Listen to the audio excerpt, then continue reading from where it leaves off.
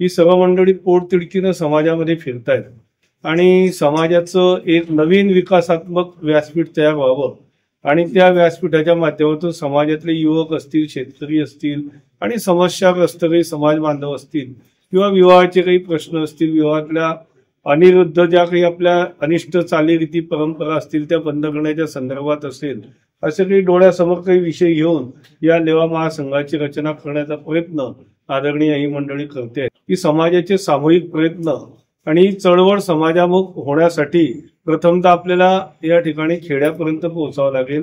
जिल्ह्यापासून तर खेड्यापर्यंत पोहोचून त्या ठिकाणी आपलं एक संघटन त्या ठिकाणी प्रत्येक गावात, प्रत्येक तालुक्यात, प्रत्येक जिल्ह्यामध्ये त्या ठिकाणी उभा राहावं, जेणेकरून एक संघटन आपलं तयार झालं की आपल्या वरिष्ठ मंडळींनी जे काही आपले ध्येय धोरण सुचवले किंवा कार्यक्रम सुचवले ते एकदा त्यांना सूचना केली की मग ते त्या ठिकाणी त्या प्रत्येक गावातल्या संघटनेच्या माध्यमातून, प्रत्येक गावातल्या मंडळाच्या माध्यमातून ते उपक्रम किंवा ते विचार त्या ठिकाणी राबवले जातील।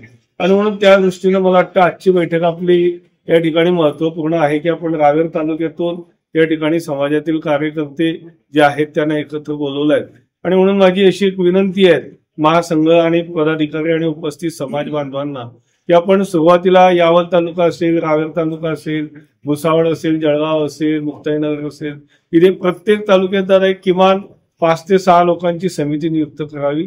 त्या समितीवर आपण ती जबाबदारी टाकूया की प्रत्येक गावामध्ये त्या समितीने त्या तालुक्यात जाऊन त्या ठिकाणी आपली जी काही समाजात चांगलं काम करणारी मंडळी आहेत त्यांना त्या ठिकाणी संपर्क साधून आपल्या मंडळाची रचना करावी।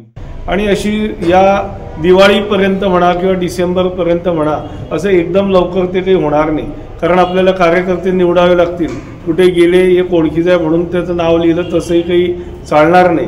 तर आपल्याला ज्याची खरोखर समाज कार्य करण्याची इच्छा आहे, वृत्ती आहे, त्याच्याकडे वेळ आहे, 2 पैसे तो त्यासाठी स्वतःच्या खिशातून खर्च करू शकेल, अशा पद्धतीचा तो निर्व्यसनी असेल, समाजापुढे त्याचा काहीतरी आदर्श निर्माण होऊ शकेल, अशी जर माणसं आपण या मंडळामध्ये नेमली तर त्याचा आपल्या समाजाच्या या पुढच्या कार्यावरती प्रभाव निर्माण होईल। आणि त्यातून आपला जो उद्देश आहे की एक सुदृढ निर्व्यसनी या ठिकाणी समाज उभं करणं आणि या स्पर्धेच्या जगामध्ये आपल्या समाजाचं अस्तित्व टिकून राहणं आणि ते अस्तित्व टिकून राहण्यासाठी आपलं संघटन मजबूत करणं, कारण कलियुग आहे आणि स्पर्धेचं जग आहे। या दोघही क्षेत्रामध्ये या ठिकाणी संघटनेला खूप महत्त्व आहे। ज्याच्याकडे संघटना आहे, ज्याच्याकडे संघ आहे त्या ठिकाणी तोच या जगामध्ये टिकू शकेल।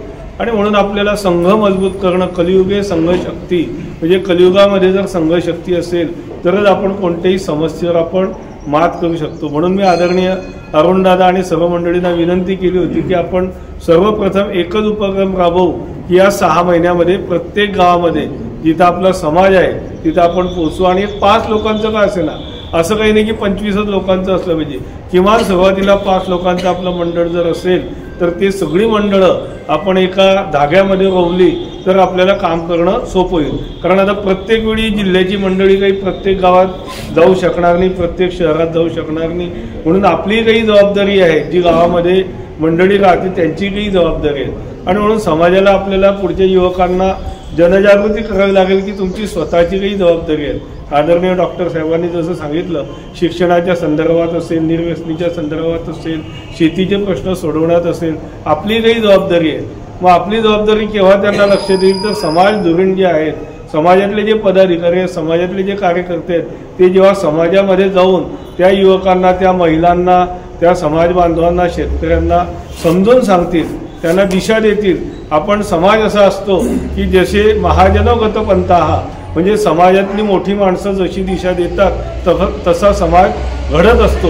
आणि म्हणून आपण सगळेजण या ठिकाणी समाजातली मोठी मंडळी आहात, म्हणून आपण त्या पद्धतीने ध्येय धोरण समाज सुदृढ आणि सुसंस्कृत कसा होईल या संदर्भातले आखूया।